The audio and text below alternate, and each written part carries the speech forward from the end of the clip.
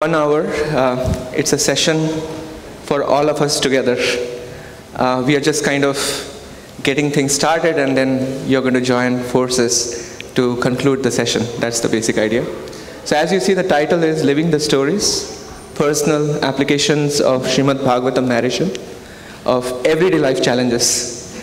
So you can also consider this to be an extension of His Grace Nityananda Pran Prabhu's class, where we got to see many aspects in which we can actually take the message of the Srimad Bhagavatam and then put in our life. The specific slide that I was remembering was the slide where he was showing the Srishti and Drishti, if you remember. So as we go through life circumstances, it's a Srishti that is presented before us. And we are deriving the Drishti, or the vision, from the Srimad Bhagavatam, and it's like wearing an eyeglass, and through which we are evaluating the specific circumstance.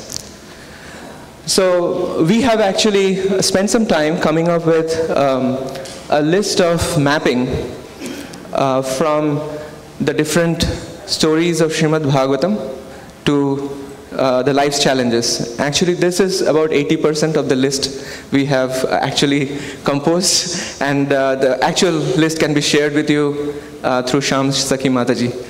So the idea is that we are going to keep this on there, and after we go through our own sharing, then we would like to invite you to share. You can see whichever is appealing to you as what you're going through right now, or something you have gone through in recent times and you feel inspired to share. So that's the basic idea. You're asking something which is beyond our capacity right now. You cannot read at all?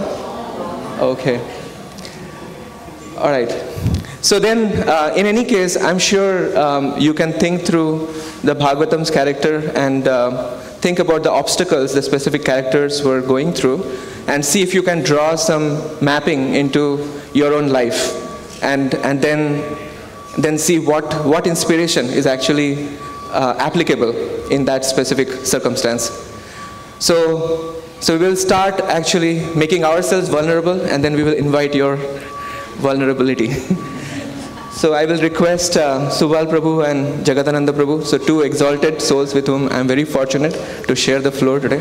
So we'll start with Subal Prabhu.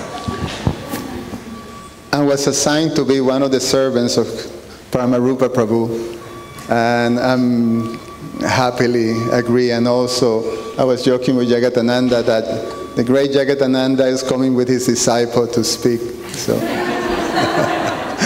So it's a beautiful exercise. Something that we can do is, after we finish our sharing, then we can read some of this to you. A few of them we can read. And the idea, in one sense, is that this is some sort of exercise that you can take home and do it on your own. It's something that is so inspiring. Just when I was giving, Parama Rupa Prabhu and was sharing this idea to make a presentation, and I went into the exercise, I thought it was really, really inspiring. And that's just taking one story of the Bhagavatam that I related to, that it was, very a recurring type of story that I come back every time I have a problem. So the one that I decided, without knowing, exactly what the other presentation would be, was about Lord Brahma's Brahma Vimohan Lila. So when I see that pastime, this is something that comes to mind for me. This is what it touches me. In one sense, like Srila Bhaktisiddhanta tells us that we have to enter into the spirit of these narrations with great care and attention, and then derive so much of the instructions that are there for us how to deal with all these different circumstances. Actually, Radhika Raman Prabhu, in his class, a very beautiful presentation, he was telling us the way this world is designed is like that. Constantly we're facing all kinds of tribulations. Prabhupada calls it, perplexities. Perplexities. We have to face all these changes that constantly happen. And how do we deal with them? And then we have these Sudha Bhaktas in the Bhagavatam who are dealing with so many of these circumstances that we face in our common life. But from, just like Parama Rupa Prabhu was saying, from the class of Nityananda Prana Prabhu, we can have a way of dealing with these problems from the perspective of these perfected souls and from the way they deal with this. So, when I think of Lord Brahma's Vimohan Lila, then this comes to mind, and I don't know how many of you in your life felt in this situation that I'm questioning myself, what was I thinking? A very regretful sort of outcome of our choice. And we constantly have to make choices in life. We constantly have to make all these choices. And I can take an account in my life of how many choices I made before becoming a devotee and during my devotional life, that I would say, oh, I would do that so differently now. Because these choices can not only create so much difficulty for ourselves, but worse is when it causes difficulty for people that we care, for relationships that we care. And this is the situation with Lord Brahma, what happened here.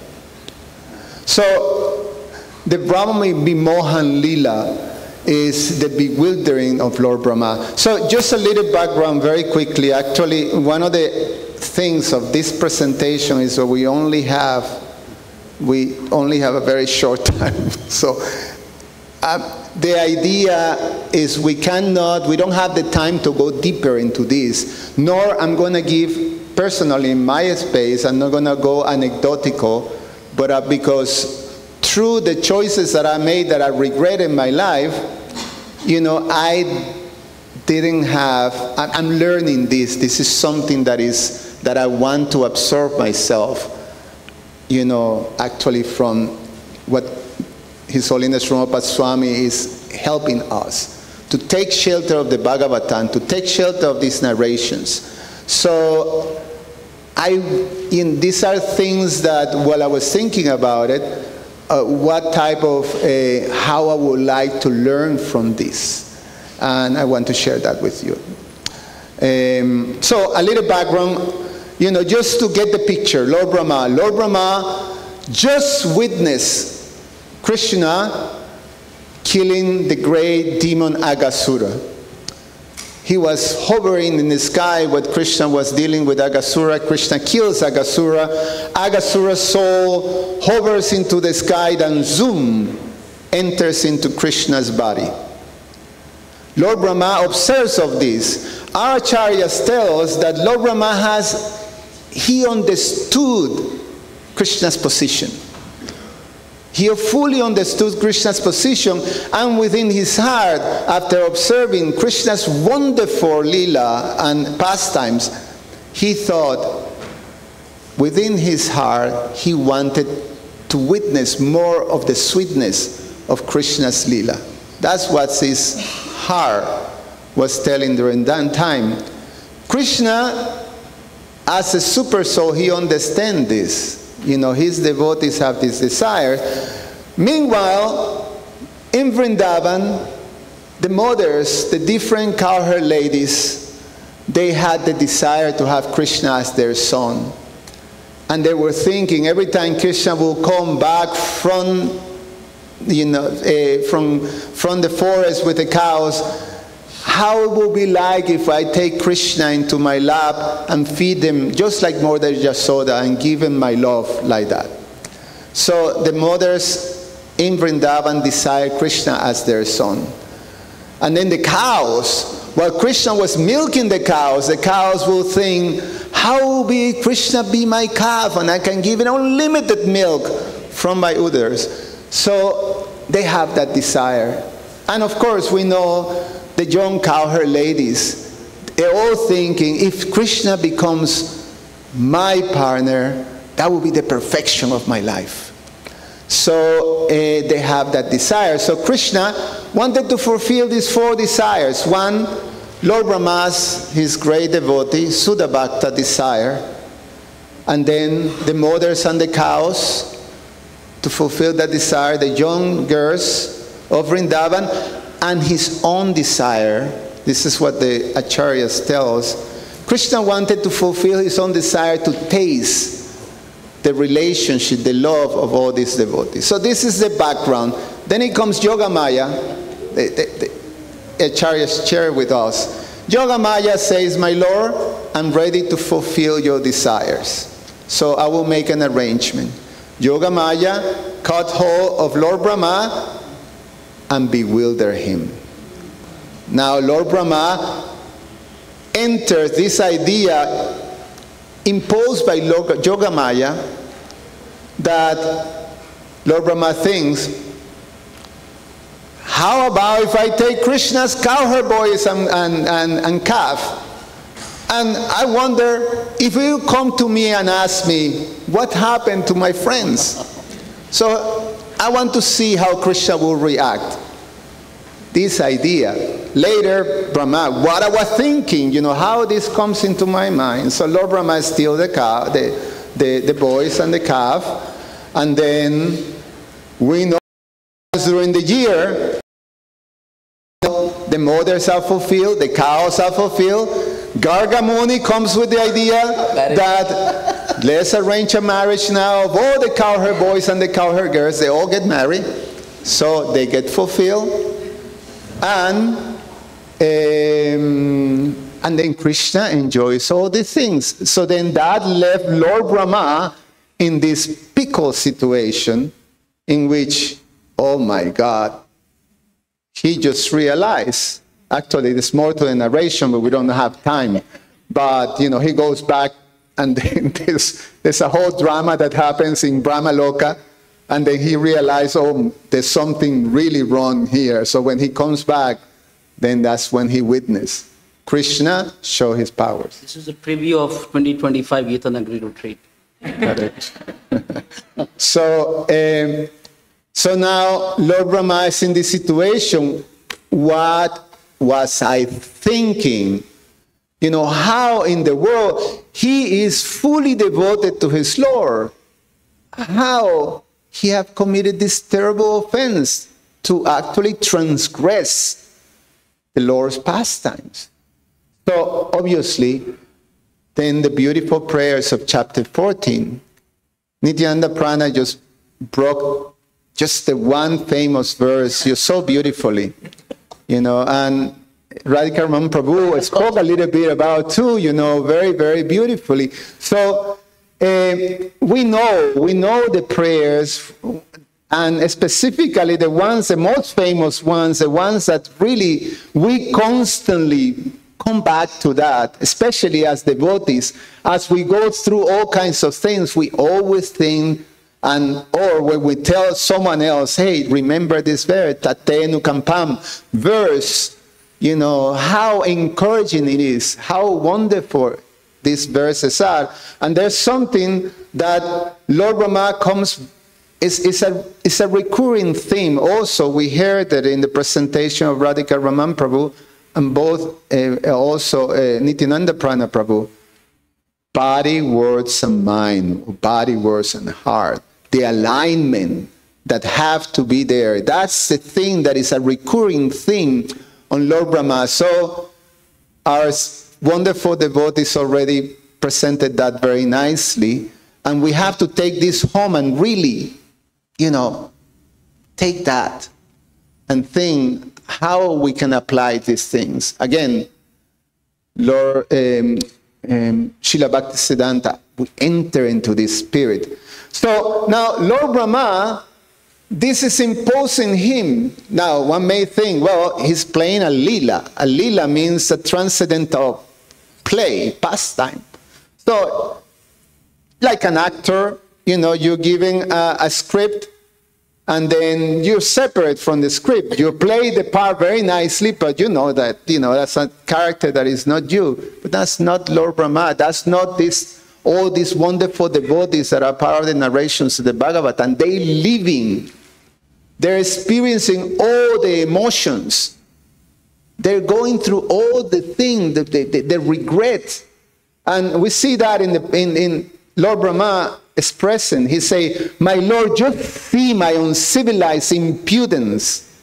To test your power, I try to stand my illusory potency to cover you, the unlimited and primeval soul who bewilders even the masters of illusion.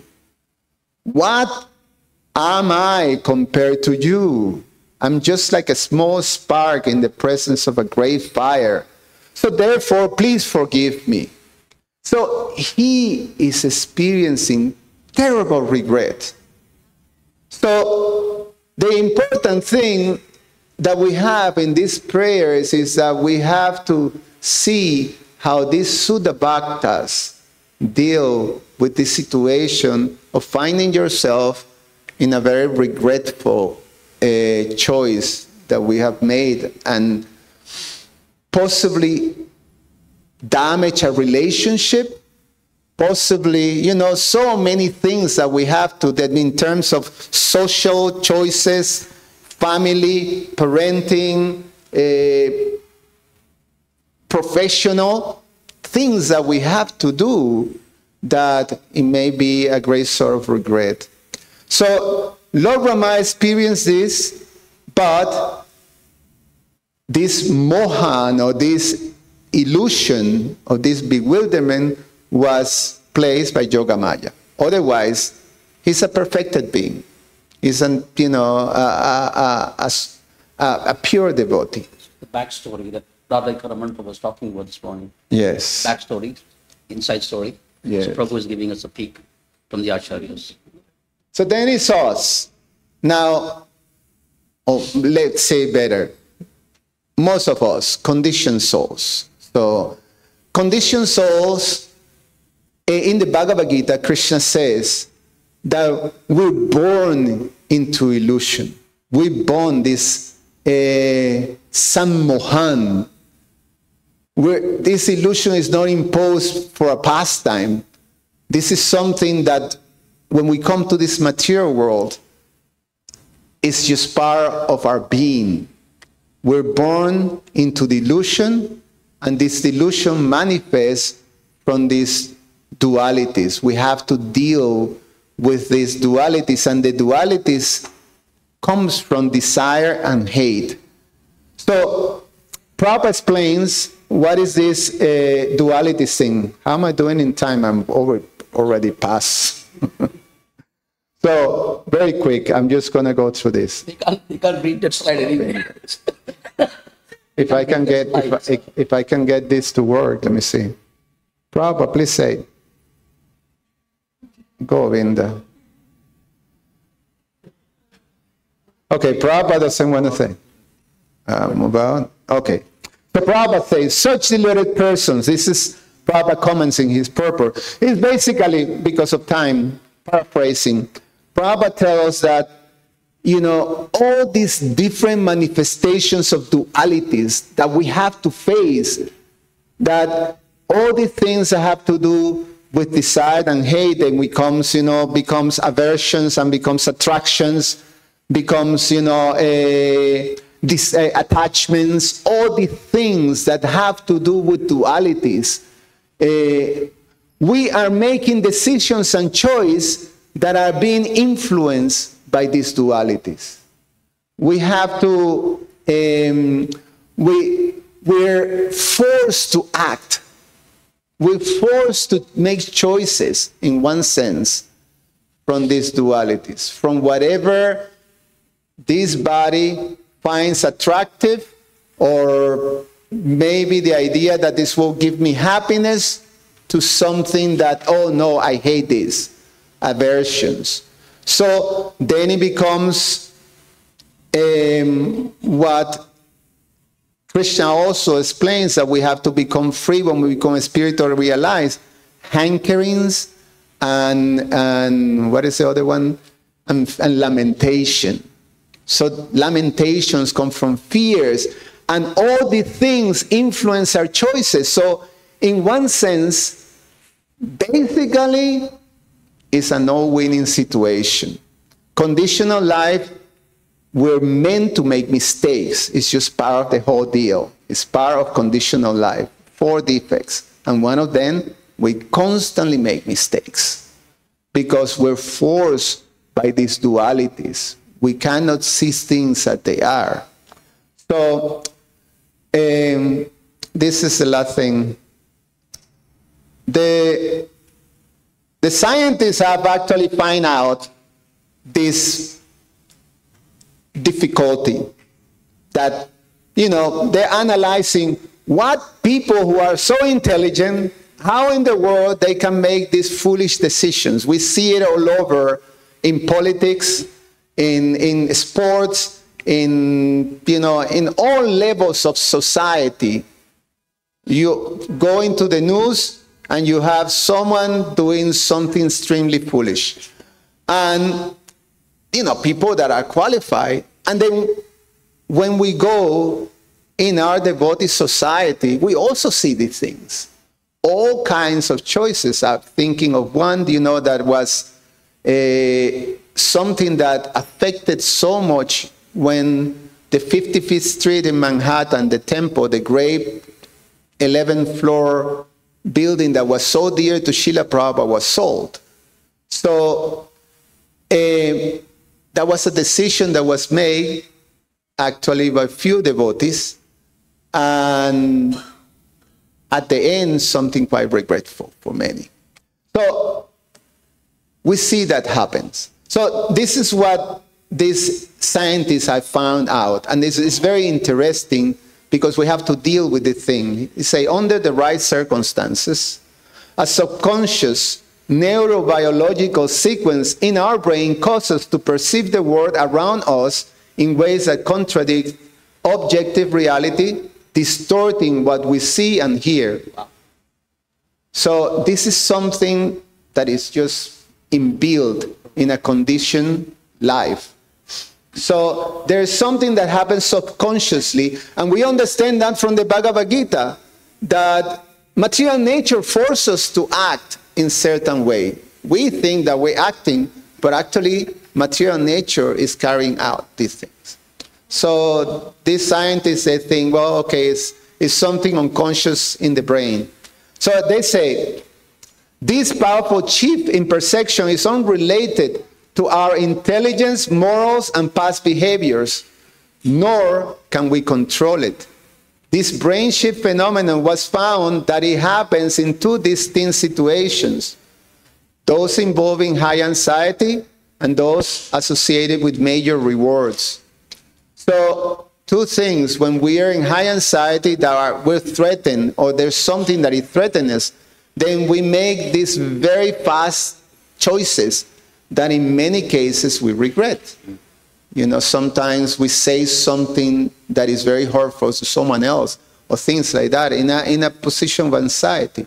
And the other one is when we calculating, and then we see that in devotee life, we're not in the same level of karmis, gross karmis, but as devotees, we're dealing with also subtle desires of anarthas that we have to be very, very attentive. Specifically, as we progress in devotional service, the Acharya Steos, Lava, Puja, and Pratishta, that we may hanker for position, for profit, for adoration, for all these things. So we have to be very careful. And when there is a high reward on obtaining these things, unconsciously, we may start to make choices that we will regret. So, to finish my little presentation here.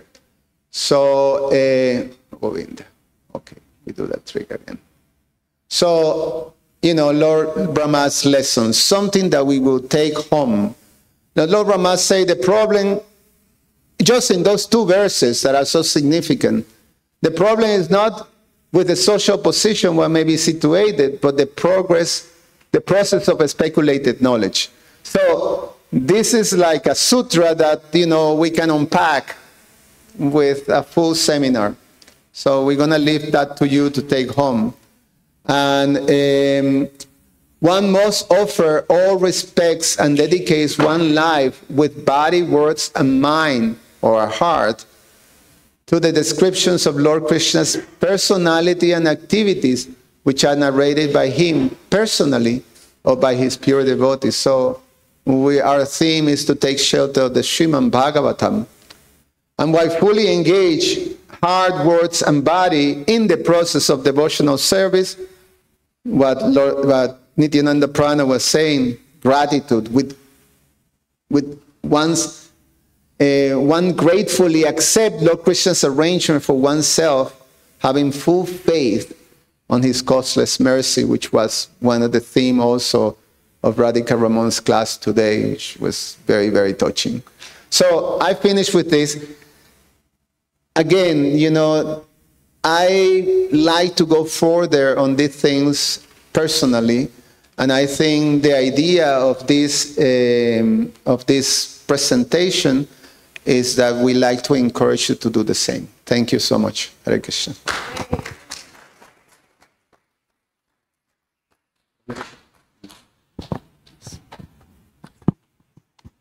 Hare Krishna. Okay, thank you all for joining. I seek the blessings of all the Vaishnavas. So the pastime that I picked is from the 8th canto, Bali Maharaj's pastime. As Prabhu has mentioned, this pastime could be discussed, for months and days. But I'll try to share something. I have been meditating on this pastime, quite a bit. I presented this to Karthik months ago, where I read verse by verse from chapter 15 through 22, and a few other times. So somehow it's one of the pastimes that I love a lot. So I thought I'll share something from that pastime. Can you see the screen? Yeah. Okay. All right. So anyway, so the scene is 8th canto Bhagavatam. Nothing new. The demigods and the demons, they are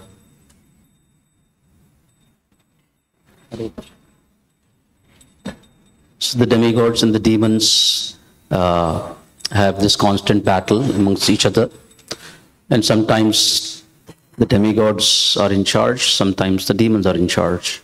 Yeah. Yeah. So one such time, Indra loses his kingdom, and seeing Indra, his mother, Aditi, she is morose, like how sometimes mothers are when they see their children morose. And Kashyapa Muni,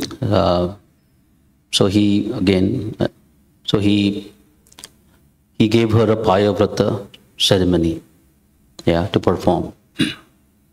And she performed that Payavrata ceremony, and Lord Vishnu himself, he comes after that ceremony, and he says, I will soon appear as your son. And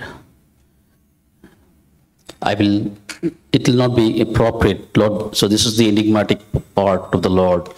The Lord himself says that Bali Maharaj is invincible, to be defeated in war. But I'll figure out a way to get the kingdom back for your son. So that's where the pastime begins. And so he agrees to come as the son. And then, as Radhika Raman Prabhu was sharing, Krishna doesn't do things in a straightforward way. So he comes as this dwarf, Vamana. So that's just the background. All this is the background. And the scene is Bali Maharaj is performing this sacrifice. The sages of the Brigu dynasty are helping him in performing a sacrifice at the banks of the Narmada river. And as the sacrifice is happening, so Lord Vamana, he appears. Yeah. And so when Lord Vamana appears, so what is one of the names of the Lord? One of the names of the Lord is Lord Hari. So anyways, this is a question for you. What does Lord Vamana steal first? Huh? Yeah. So what happens is, so when Lord Vamana Devi enters into the sacrificial arena, and Bali Maharaj, when he sees him, anyways, it's like love at first sight. So he sees Lord Vamana, and he resolves to himself that whatever this Brahmana wants, I will give him that. So blank check. So that's where the relationship, as Prabhu was mentioning, that's where the relationship begins. And of course, I've been thinking about this is again the enigmatic part. So Bali Maharaj, as we know, he is the grandson of Prahlad Maharaj. So you can imagine the Lord Nrsingadev, he has come for Prahlad. And now in the same dynasty, again, another Lord Vamana comes for him. And this enigmatic part is there, where, of course, Prahlad was instructing his father about, like he was telling him, right, about, oh, I've seen this friends and enemies business, but now I see it. But I was thinking, but Bali Maharaj is his grandson, and he's sort of garlanding him, and he says, go and fight the demigods. So anyway, there is this enigmatic piece to the whole pastime, where Prahlad is the grandfather, Bali Maharaj is the grandson. Of course, obviously, great devotee. But then this whole, as Prabhu is mentioning, the Leela aspect is there. So anyway, so Bali Maharaj, so Vamana Devi appears. So that's the first. So the first point is, love at first sight, or offering everything to the Lord. And since Parama Rupa Prabhu was asking me to, see if I can connect all this to my own life and things like that. So for not to belabor upon me, but I remember almost 22 years ago, I didn't even have a concept of a Vaishnava. So you can imagine, I didn't have a concept of a Vaishnava. Yeah, of course, I grew up in India. I saw many Brahmanas and so on and so forth. But Vaishnavas doing Krishna Katha, it was like alien. It's almost like the, Ajamila seeing the four Vishnudutas. So somehow, but in almost 20 years ago, I went to a satsang program. And the first satsang program that I was, His Holiness Hridayananda Das Goswami Maharaj and His Holiness Bhakti Shara Maharaj were there. And they both were speaking from Bhagavatam. Krishna Katha was going on, Krishna Kirtan, Prasadam. And my thought was, wow, who are these people? Who are these people? And I'm not saying love at first sight, but that's how it was for me when I saw the Vaishnavas and just associated with them.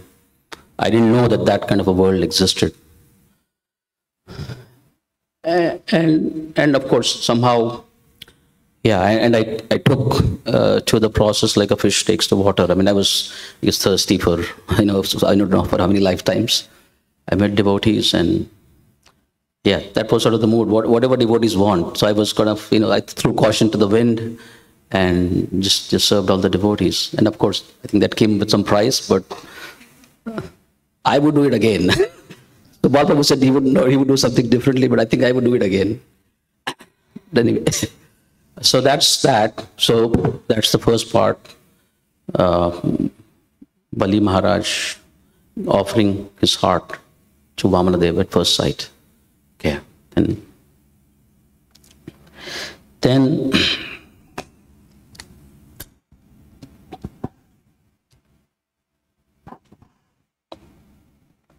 my vision is not so good.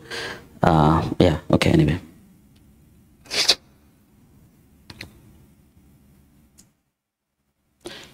Yeah, and then as I said, so he says, he has already made a resolve in his heart that whatever this Brahmana will ask, I'll give him that.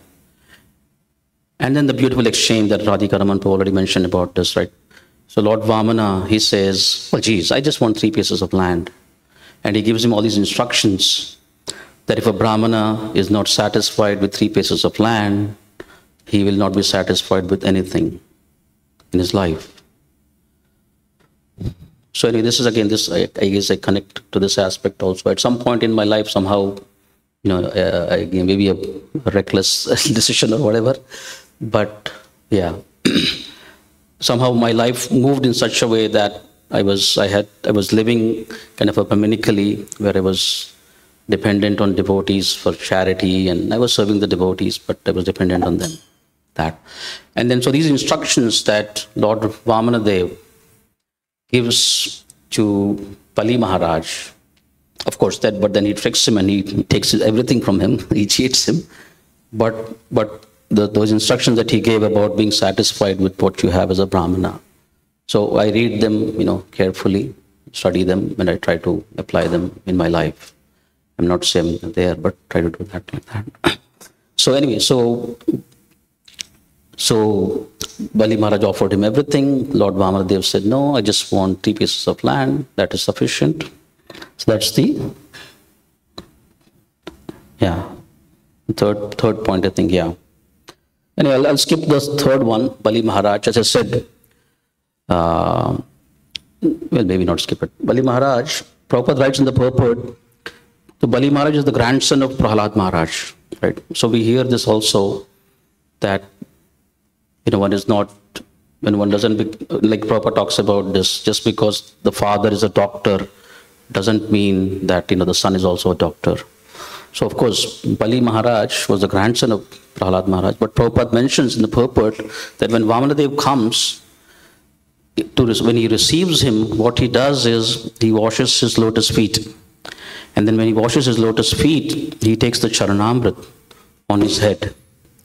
And then Prabhupada in the purport, he writes that just like how Lord Shiva took the water, the Ganges water on the head, which washed the lotus feet of Vishnu, similarly, when Bali Maharaj did that, and by following in the footsteps of the Mahajan, Lord Shiva, though his grandfather is already a Mahajan, but Prabhupada writes that by following in the footsteps of a Mahajan, we can become a Mahajan. So this is another application point for us. Whatever may be our birth, but the opportunity Prabhupada mentions that by following in the footsteps of the Mahajans, we can become a Mahajan.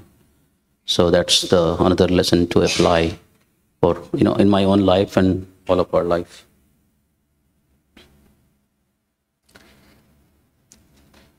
Yeah, and then receiving charity. Again, I think I already covered that. So Vamana, he politely, tricks him and he says, 3 pieces of land are sufficient. And then Shukracharya, and then he gives the word. Yeah. And then Shukracharya, he sees the writing on the wall. That this Brahmana is not an ordinary Brahmana. He's going to trick you. He's going to take, in the guise of 3 pieces of land, he's going to take everything from you. You have not still uttered in the word Om, you have not done Achmana, this, that, you can still get out of your word. But, but Bali Maharaj says no. So he goes against his spiritual master. So talking about obligation, so Shukracharya, false obligations and obligations.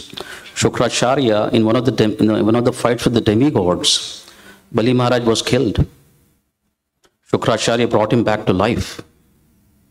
So here is the real Karna, out of loyalty to Arjuna, to Duryodhana, he fought on the side of the Kauravas. Of course, there is a backstory and all that. But here, Shukracharya, although he felt obliged to him, but then he understood that Shukracharya is giving instructions against the scriptures. So, to come what may, to keep one's word and follow Krishna, follow the path of Krishna. So that's another lesson that we can take from this pastime. And then last few things was Bali Maharaj. This whole pastime, like after the Lord took everything away from him, then he bound him like a common criminal. And of course, all of us, and many questions are asked. Why did Lord Vamana do that? But if you read the Bhagavatam carefully, as Prabhu is mentioning, so this whole 10-minute, 15-minute presentation is just an invitation to all of us to dive into each and every verse. As Prabhu was mentioning, there is a plot, but there are nuggets in each and every verse and each and every word. Yeah. So here, if you read the pastime, so Bali Maharaj's wife, Vindhyavali, she says, wow, this is fantastic what you've done.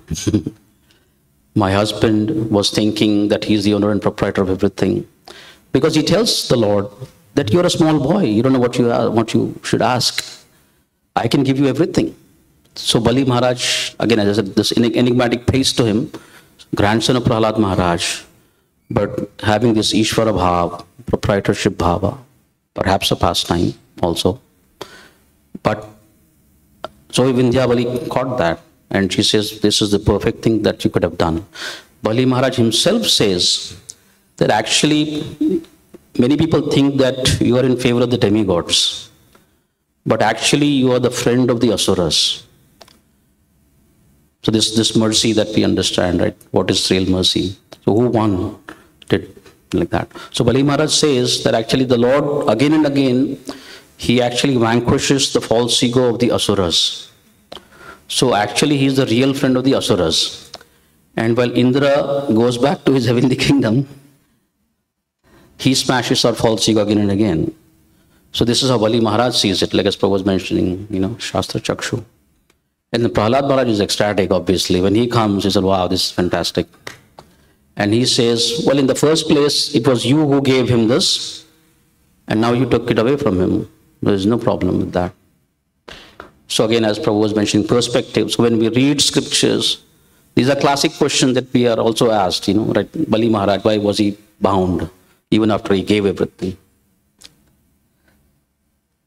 So anyway, so was he a victim? I don't know. And then who bound whom? Again, I guess who bound whom? So it seems that Bali Maharaj was bound by Vamana, but as Prabhu mentioned today, the Lord agrees to be bound to him. He says, I'll be your doorkeeper in one of your planets that I'll give you. So to Krishna, as we know, he's bound by the love of the devotees. So again, so who bound whom? Did Bali Maharaj bind him with his love? It's mutual, obviously, both. Love is reciprocal. Lord Vamana was bound by Bali, and Bali was bound by Lord Vamana. And let's just tie the loose ends together. So as I said, when Krishna accomplishes one thing, he accomplishes many things. So he pacified Aditi because she was morose that Indra lost his kingdom. Then Indra went back to his kingdom. Shukracharya, after all this, the Lord asked Shukracharya, you tell me what was, he asks, he actually uplifts him. He said there was nothing wrong that Bali Maharaj did. And Shukracharya was also uplifted. He said, yes, actually.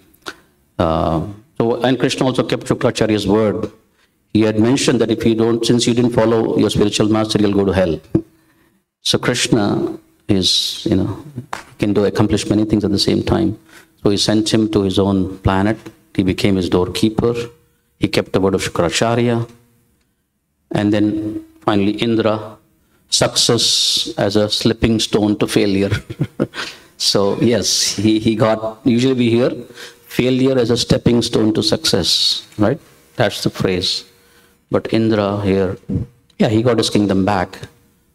But Bali Maharaj, I think he was the winner. So anyway, I invite you to read this 8th canto pastime, beautiful pastime, and dive into it and take lessons from it. Thank you, Hare Krishna.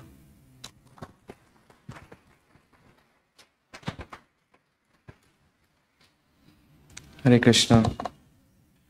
I must first acknowledge that this topic emerged from my discussion with Yamuna Jivan Prabhu, where the seed idea came from, and he dropped out last minute. So when the topic came about sharing the different calamities in life, I found it very hard because I'm just dealing with too many. Which one to choose? So I did choose one, I'll share. So when I got initiated, actually my slides are very simple. It's just one slide with a question mark, okay?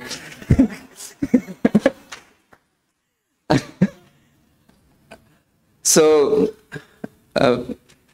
some years ago when I got initiated, I asked Maharaj, Rupa Swami, what would be one thing that I should hold on to as a service for my lifetime? And he was very clear that he wanted me to invest in college outreach. And therefore, that's what I consider as the primary service. I'm giving some background so that you can appreciate the story better. So I got my foothold into a number of universities.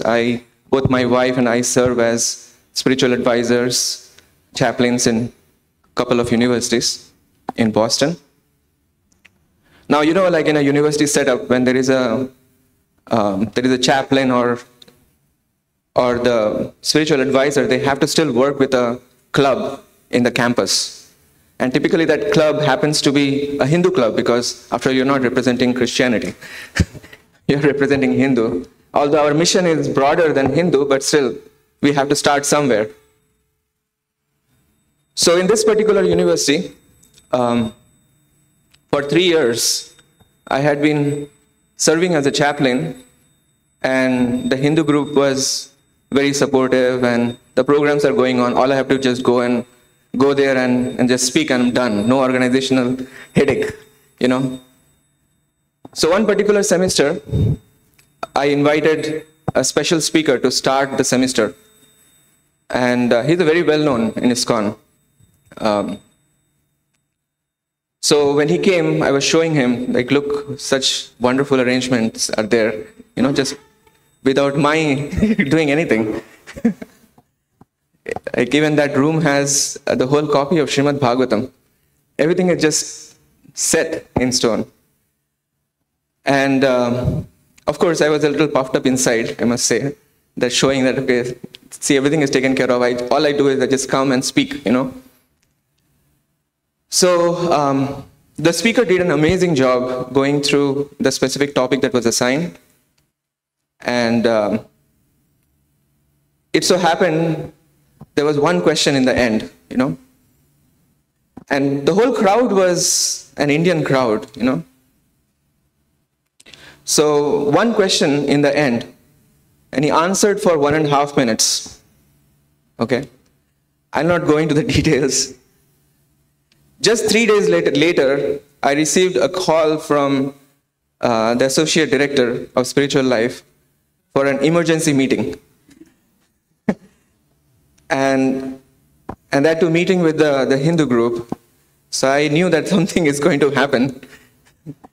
So then we came in the meeting, and basically all they were doing was complaining about how that last answer caused tremendous amount of hurt in the person who asked the question.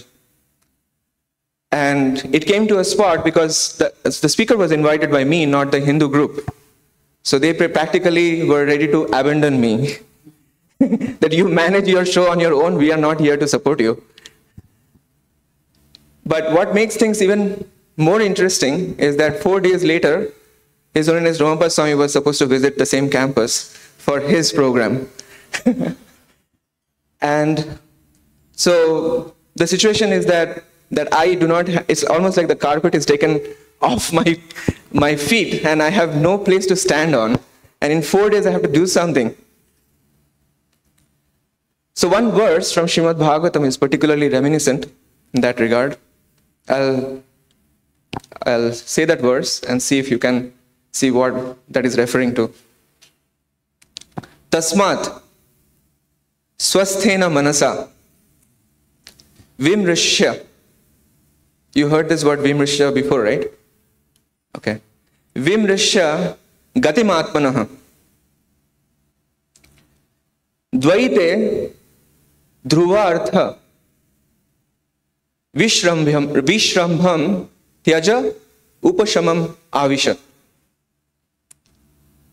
So this verse is basically saying that with a cool head, healthy mind, tasmat swasthena manasa, evaluate the whole situation. So this is similar to what His Grace Radhika Raman Prabhu was saying, that if you have to solve a problem, you have to create a distance. So analyze what is the gati, where have you, like Prabhupada writes in the translation, where have you come from and where are you headed? What is the overall context here from the spiritual standpoint? Vimrishya means to deliberate, right? Where have you heard this word, Vimrishya, by the way? Any volunteer? Sorry, I like to ask these kind of questions. Very, very important verse from the Bhagavad Gita. Vimrishyam etat asheshana yatha ichchasi tatha kuru, right? Krishna says that deliberate on this message fully and then you decide whatever you want to do. So similarly here, vimrishya. So deliberate on the journey of the soul, or deliberate on the larger context from a spiritual standpoint. And understand that Dvaite means in the landscape of the dualities of material nature. Dvaite, Dhruva Artha. Whatever objects we might be interacting with, they are Artha, Dhruva means considering them to be permanent. Dvaite, Dhruva Artha, Vishramam. If you carry this belief that everything that you are interacting with in this material world, they are going to stay forever, then we are in trouble. That's what it is saying. So therefore, Tyaja, give up this kind of misconception. And then you will come to the point of Upashamam Avisha. Situate yourself in the state of Upashamam. Let me ask you another question. Have you heard the word Upashamam before? Huh?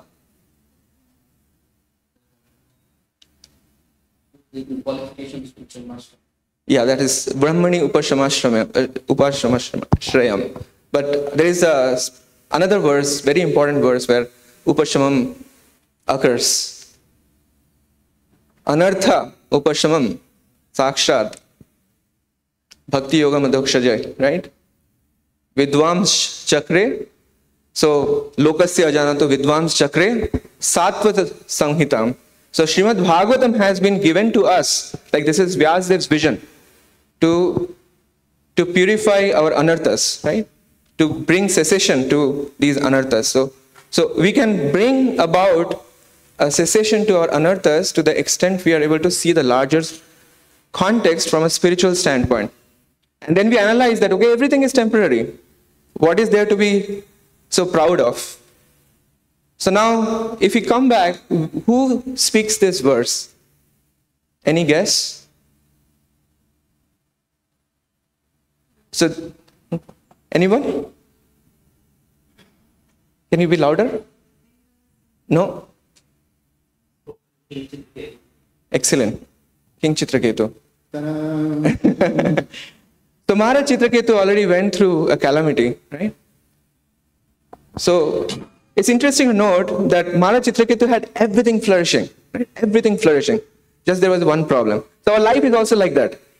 I mean, everything seems to be in order, but there will be at least one pinprick that we have to worry about.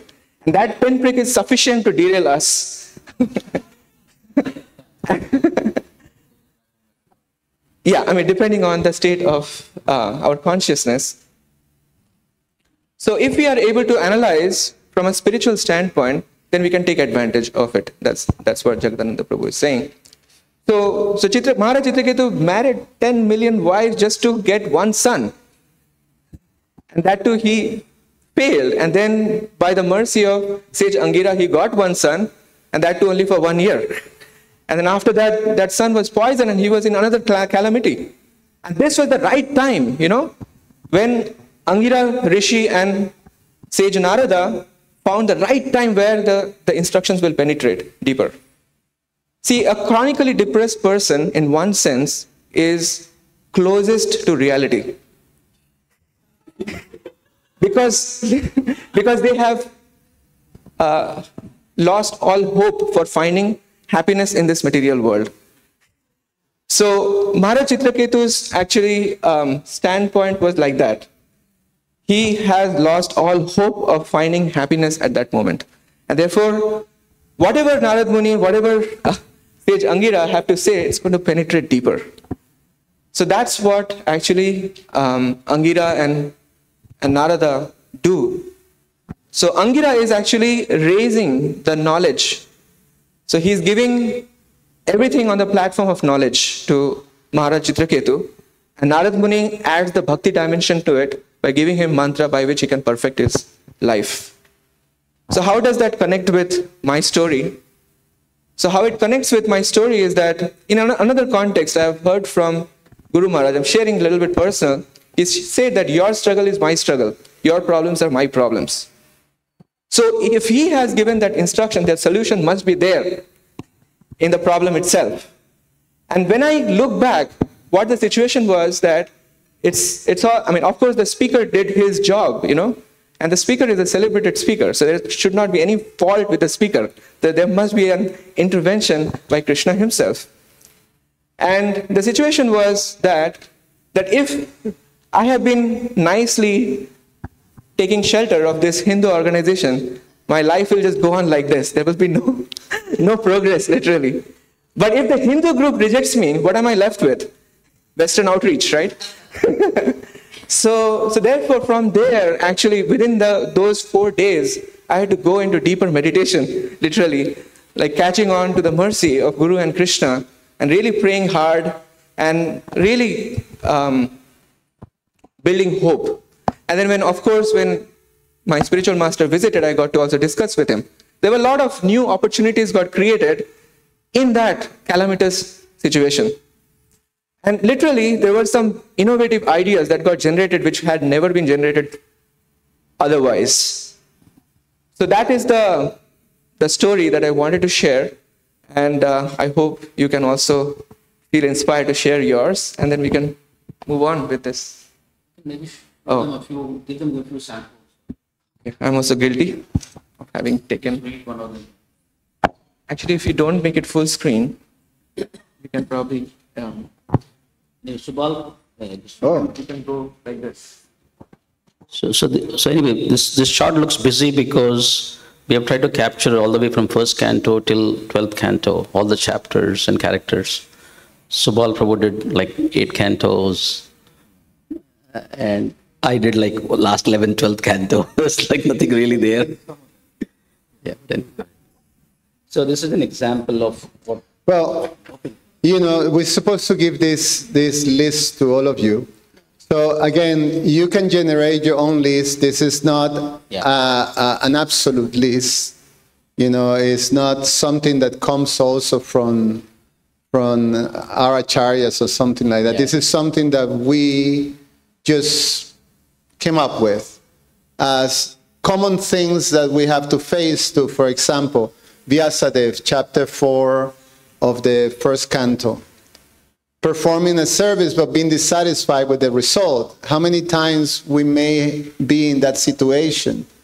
And, so we can enter into the spirit of this narration and see how Vyasadeva dealt with that.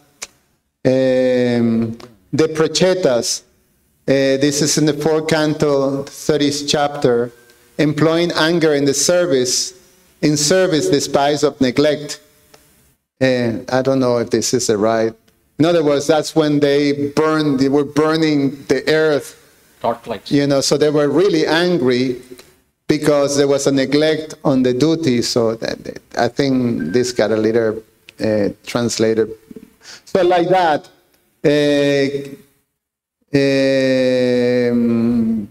Sabaramuni, 9th canto, chapter 6, falling prey to lust.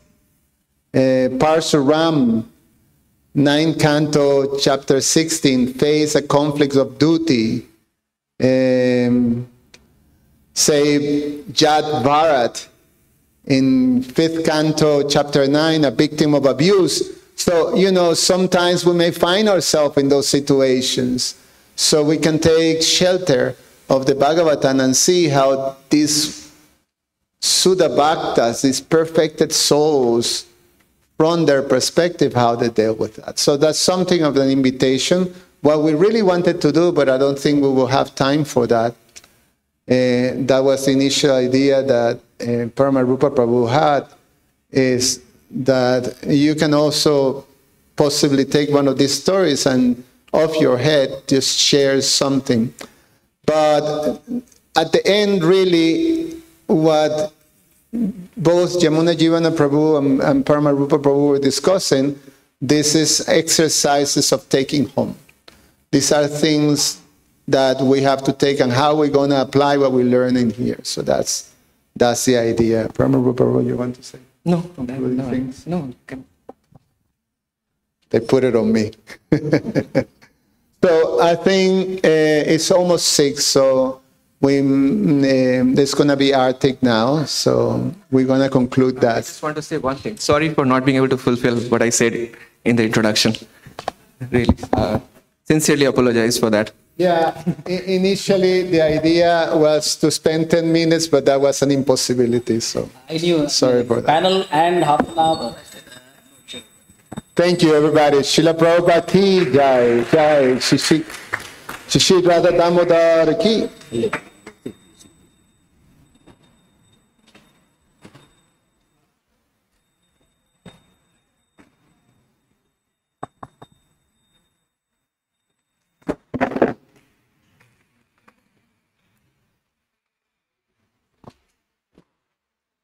Namo